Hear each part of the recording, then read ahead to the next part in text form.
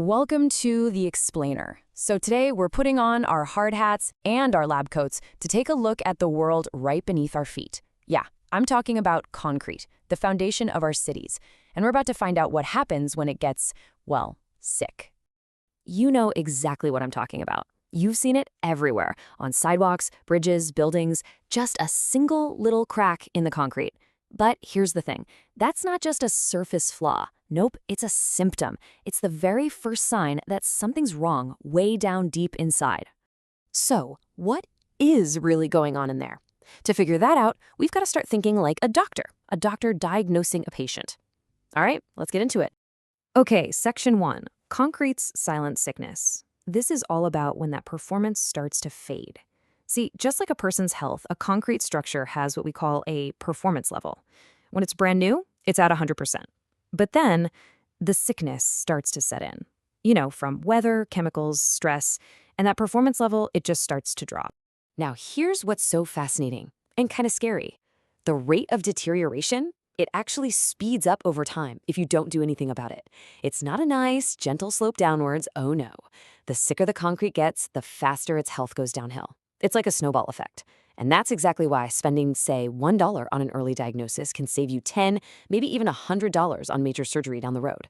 So the big question is, how do we actually diagnose the problem before it's way too late? All right, let's talk about diagnosing the damage. We're opening up the engineer's toolkit.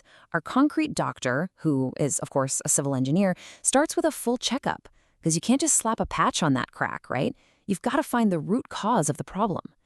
And the process? Well, it's a lot like a visit to your own doctor. First up is the visual inspection, just looking for the obvious symptoms. Then they move on to on-site testing. You can think of this as like taking the structure's blood pressure. And finally, for the really deep insights, a small sample gets sent off to the lab for a complete analysis. And this is where things get really, really cool. It's called petrographic analysis. Basically, it's like putting a tissue sample under a super powerful microscope. It lets the engineers see the disease at a microscopic level. They can find all these hidden clues, like these weird damaging gels that form from chemical reactions gone wrong, stuff that is absolutely impossible to see with the naked eye. And then there's this, the load test.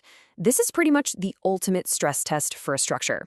I mean, engineers will literally line up a bunch of heavy trucks on a bridge to put a specific amount of weight on it. Then they measure exactly how much it bends or deflects to make absolutely sure it can still handle the everyday pressure we put on it. So next up, repair or rebuild. It's all about planning the treatment. Okay, so now the doctor has a full diagnosis. The big decision comes next. What's the treatment plan? Is this a simple fix, something that just needs a little medicine and a Band-Aid? Or are we looking at major invasive surgery here?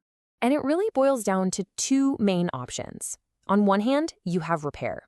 Think of this like filling a cavity. The goal is to restore durability, to stop the decay from weather and exposure. But then you have retrofitting. This is more like getting a bone graft. It's not just fixing something, it's about adding new strength, maybe for a totally new purpose. Like if you wanted to turn an old warehouse into apartments, you're making the whole thing fundamentally stronger. All right, time to head into the operating room for the concrete surgery itself. We'll go from preparation right through to the procedure. And any surgeon on earth will tell you the same thing. The single most critical step is prepping the patient. I mean, it makes sense, right? A surgeon can't operate on an area that's weak or infected.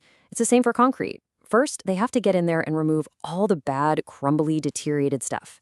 Then they have to clean all the rust off the steel skeleton inside. That's called rebar. And finally, they roughen up the surface to make sure the new material will create a super strong, perfect bond. With the patient prepped, it's time for the surgeon to pick the right medicine. And there's a whole pharmacy to choose from.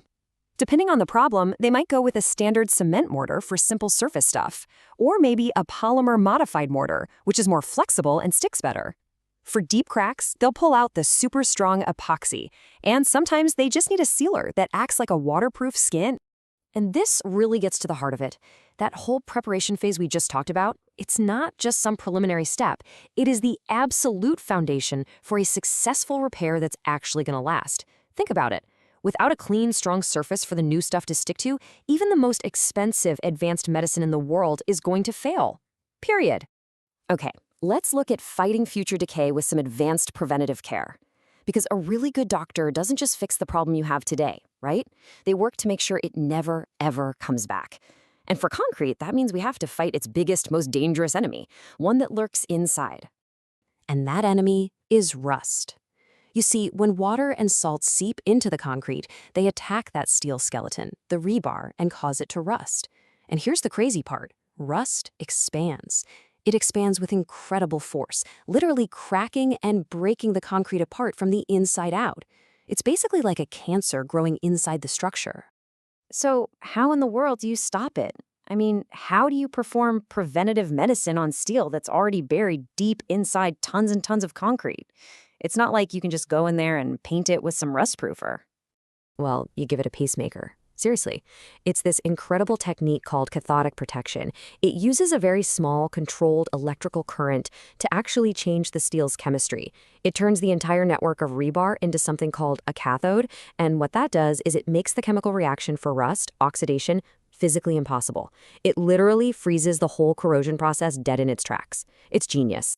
And there are two main ways to do this. The first is called a sacrificial anode. You attach a piece of a more reactive metal, like zinc, to the steel. The zinc basically volunteers to rust instead of the steel. It takes one for the team. The other method uses an external power source to supply that protective current, which gives engineers a lot more control, especially on really huge structures like bridges. So let's get to the takeaway. From that first crack all the way to the cure. The big thing to remember from all this is that a simple crack in the sidewalk, well, that's just the first page of a much, much more complex story. Yeah, what we see as just a simple flaw is actually a symptom. And it requires a real diagnosis, a detailed treatment plan, and a very precise surgical procedure. Keeping our world standing isn't just about patching up a few holes. It's a real science. It's a full-on medical practice for these massive structures we rely on every single day. And it's turned our civil engineers into some pretty incredible concrete doctors. And that leaves us with one last big thought. We've just seen how incredibly sophisticated the cure for our crumbling world really is. But here's the thing. Our infrastructure, our whole concrete world, is getting older by the second. So the question is, are the doctors actually keeping up with the number of patients?